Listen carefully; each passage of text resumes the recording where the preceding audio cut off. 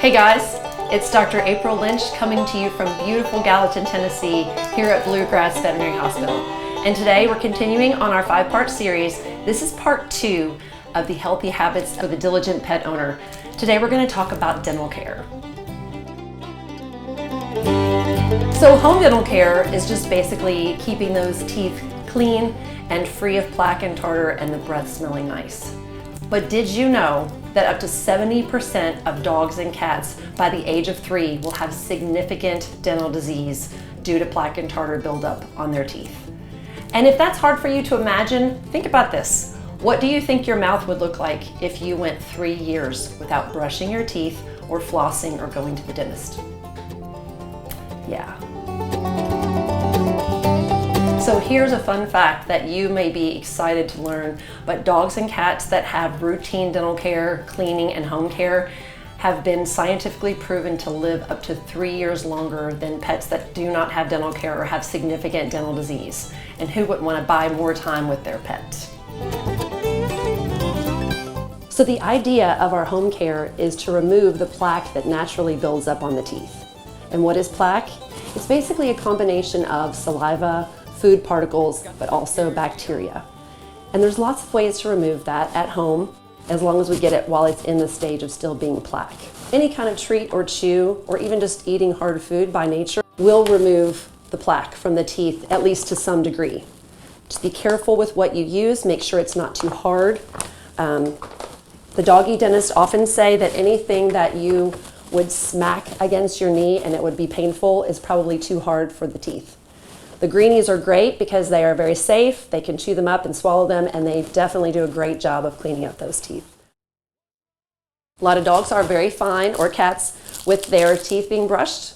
You can get a toothbrush, obviously dog or cat toothpaste that is safe for them. Finger brushes work nicely as well. And sometimes if they won't tolerate these things, just an additive that goes in their drinking water that has enzyme in it that can break down the plaque while it's still in the soft form. Gosh, I was trying to find a finger brush to show you guys and to demonstrate, but they're all gone. I think we've just burned through them. They're really, really popular with pet owners because they're super easy.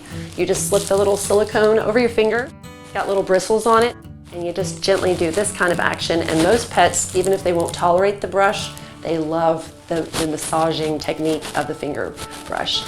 And ideally, we need to do this every 2 to 3 days. And the reason being because the plaque, which is soft and sticky, will solidify and calcify into tartar, which then can no longer be removed by any of these means that we've been talking about.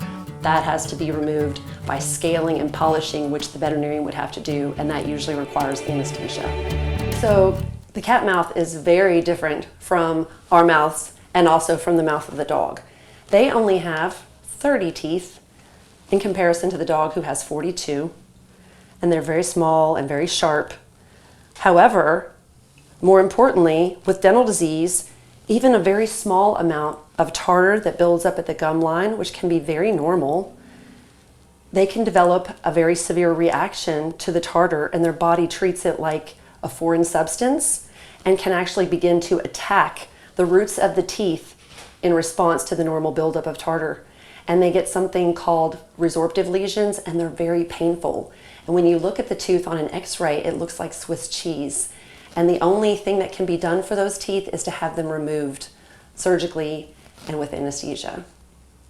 So if your cat is not wanting to eat, seeming painful, maybe drooling, salivating, have a foul smell coming from their mouth, these could all be signs of dental disease, abscess, resorptive lesions, and oftentimes require an x-ray to diagnose them, and then the painful teeth, the infected teeth, will need to be removed.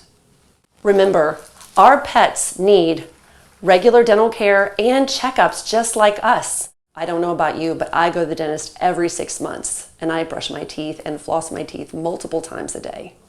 So we definitely don't use regular human toothpaste. This is CET, enzymatic toothpaste, made for dogs and cats, very safe because they're inevitably going to swallow a good bit of it. And they do come in lots of delicious flavors. This one is vanilla mint, which my dog loves. There's beef, chicken, all sorts of things depending on what your pet prefers. And you really just need a little pea-sized drop to get the job done. If your pet will allow you to lift the gum, then that's probably the best thing to do. And then I just do like a little circular motion on the outside of the teeth, the upper and lower arcade, as we call them, the fronts, and then the sides. And it's really just even 30 seconds makes a huge difference. And see how he likes it?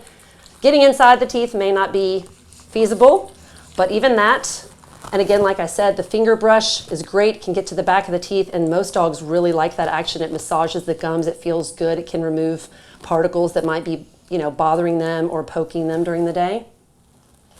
Done. As you can see, Scout loves his greenie treats. Look at that laser focus. He is not going anywhere until he gets that greenie, and his teeth will be cleaned even further as he chews on his greenie. Good boy, buddy. He's gonna chew that up, have a little bit more of that plaque removed from his teeth, swallow it, and be a happy boy. Good job, sit. Good boy. All right, all done. So again, this is Dr. April Lynch from Bluegrass Veterinary Hospital here in Gallatin, Tennessee. Until next time, I want y'all to be brushing those teeth and keeping those pearly whites looking good, okay? Catch y'all later. Be sure to like and subscribe.